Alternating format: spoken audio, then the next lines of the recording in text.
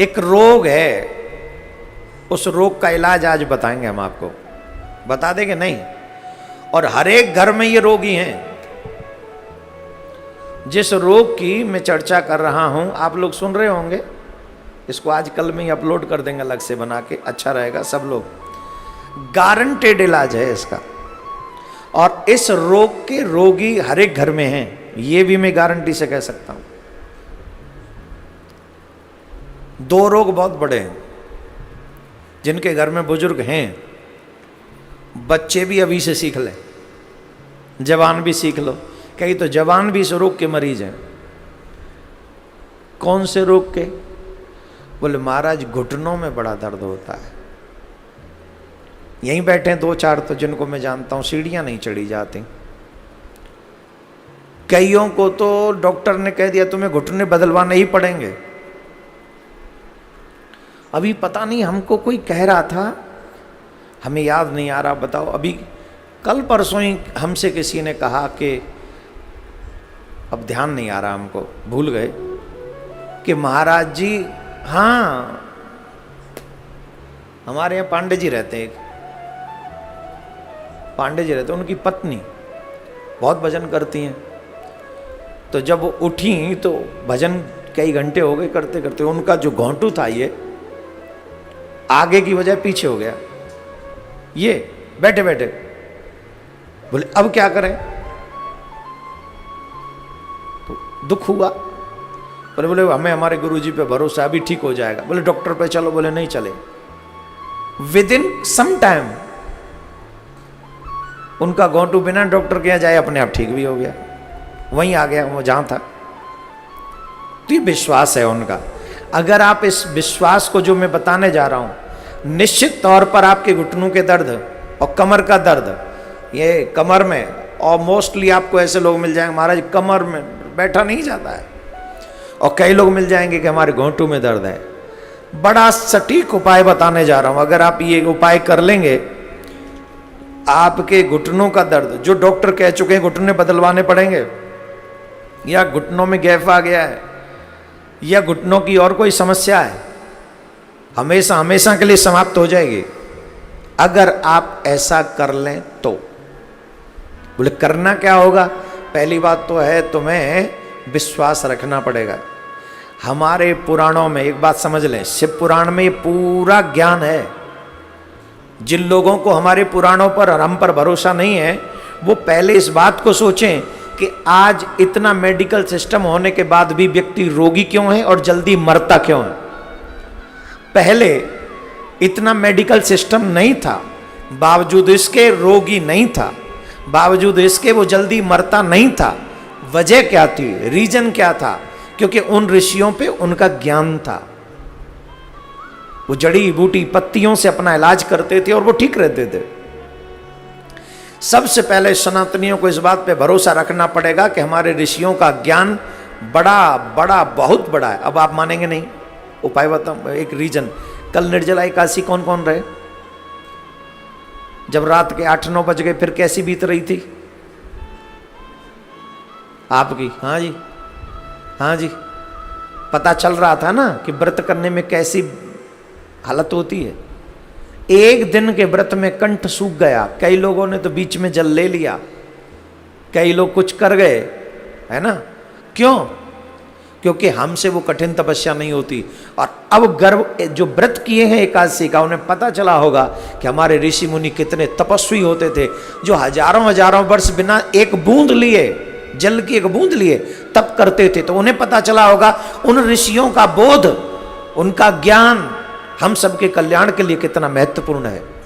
उन्हीं वेद व्यास जी ने शिव पुराण में ये लिखा है, गारंटेड आप अगर ऐसा कर लेंगे, घुटनों का दर्द, कमर का दर्द, मैं तो और एक कदम आगे बढ़ जाऊं, जोड़ों का दर्द भी इस एक उपाय से समाप्त हो जाएगा। और उपाय कोई बहुत बड़ा नहीं है। उपाय क्या है बताएं कि रहने दें? शिवरात्रि के दिन रात्रि के 12 बजे शिव जी पे चढ़ा हुआ बेलपत्र ले आएं, उनको प्रणाम करके पहले चढ़ाएं फिर ले आएं, और बेलपत्र लाकर मंदिर के बाहर खड़े होकर फिर मंदिर के शिखर का दर्शन करें, शिखर का दर्शन करें और वहीं शिखर का दर्शन करते करते उस बेलपत्र को चबा के खा जाएं। इतने मात्र से आपके घुटनों का, कमर का और जोड़ों का दर्द गायब हो जाएगा, आपको नहीं पता चलेगा। और बहुत बड़ा काम नहीं है, बहुत बड़ा काम नहीं है, हजारों रुपए की दवाई नहीं लगनी है, फ्री ऑफ कॉस्ट है, शिवरात्रि के दिन करना है।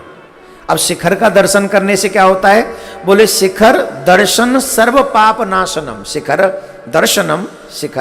दर्शनम सर्व पाप नाशनम। भूत भावन भोलेनाथ के मंदिर के शिखर का दर्शन भी कर लिया जाए तो समस्त पाप नष्ट हो जाते हैं। पाप नष्ट हुए, बेलपत्र प्रसाद में पाया, आपके रोग नष्ट हो गए।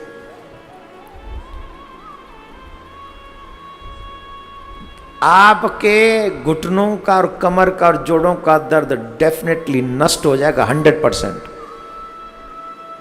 लेकिन करना होगा विश्वास के साथ। अविश्वास होगा तो भैया, अविश्वास में तो ये मेडिकल की दवाई भी नहीं लगती। डॉक्टर पे अविश्वास करके देख लो, दवा काम करना बंद कर देती है। बोलो राधे राधे।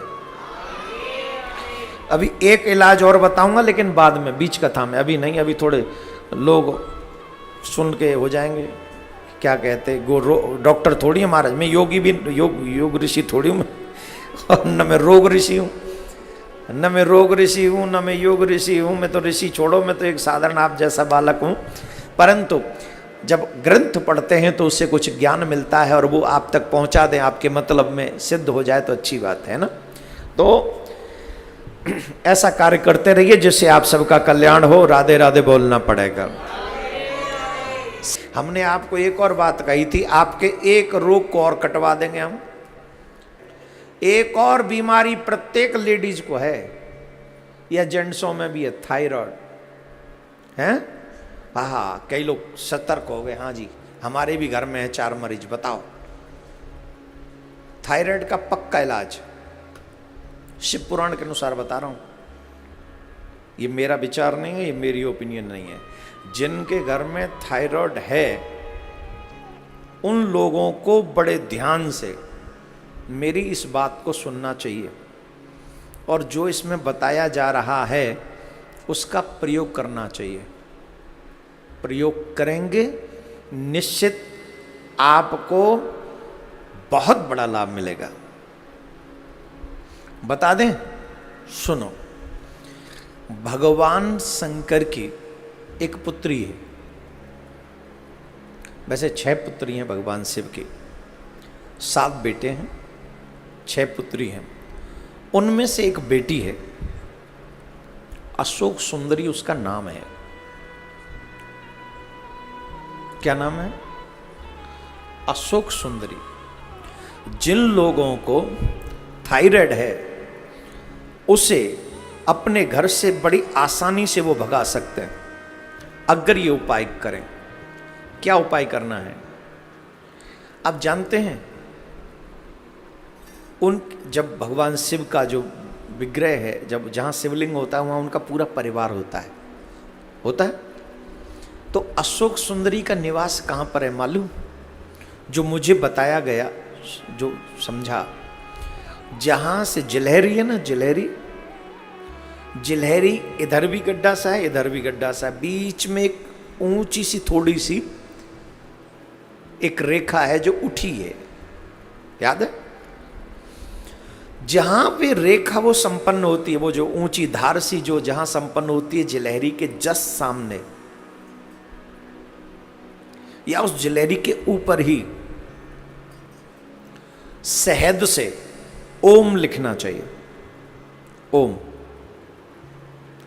ओम लिखिए शहद से, और एक पात्र रख दीजिए सामने,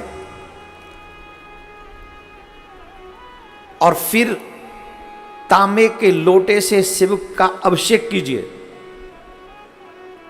तांबे का ही लोटा होना चाहिए वो। तांबे के लोटे से आप अभिषेक करें शिवलिंग का, तो वो जल उस पात्र में आ जाएगा जो जिलहरी के सामने आपने रख दिया। उस जल को ले जाइए द्वादशी के दिन दोपहर के 12 बजे, द्वादशी के दिन दोपहर के 12 बजे इस जल को वो लोग ग्रहण करें जिनको थायराइड है, और 5 द्वादशी कॉन्टिन्यूस ये करना है। 5 द्वादशी में जब आप ये कर लेंगे तो आपको पता चलेगा कि कितना बड़ा फर्क आ गया है आपके थायराइड को सफल होने में, ठीक होने में। आप इंटरनली ये फील करेंगे, ये मेरा नहीं, ये शिव पुराण का कथन है, ये उपाय है, और कुछ लगना नहीं, शहद और जल ही है और कुछ भी नहीं है। थायराइड का इलाज कितना होता है अंग्रेजी दवाओं से बताना जरा? जीवन भर की दवाई है, खाते रहो खाते रहो खाते रहो, खत्म नहीं होगा। शुगर का खाते रहो, कभी ठीक नहीं होगा। तो कितना सरल सीधा सिंपल सा इलाज है। 5 अरे भाई वो दवाई लेते रहो ना, कौन रोक रहा है? हम थोड़ी ना मना कर रहे हैं कि ये करो तो दवाई मत, दवाई लेते रहो, लेकिन साथ में अपने वेद पुराणों में भी जो उपाय बताए गए हैं उन उपायों को भी करते रहना चाहिए। अगर आप इस उपाय को करेंगे तो निश्चित तौर पे आपको बहुत बड़ा बेनिफिट होगा। तो प्रत्येक व्यक्ति तक ये वीडियो पहुंचा दी जाए, अभी बना के पहुंचा देंगे आप तक, तो थायराइड वालों का भी कल्याण हो जाएगा। आज की शिव कथा रोग नाश करने वाली है। पहले हम बता चुके हैं, कमर दर्द और वो घुटनों दर्द और ये दर्द और वो दर्द, हर दर्द की दवा है शिव कृपा, हर दर्द की दवा है तुम्हारे इष्ट की कृपा।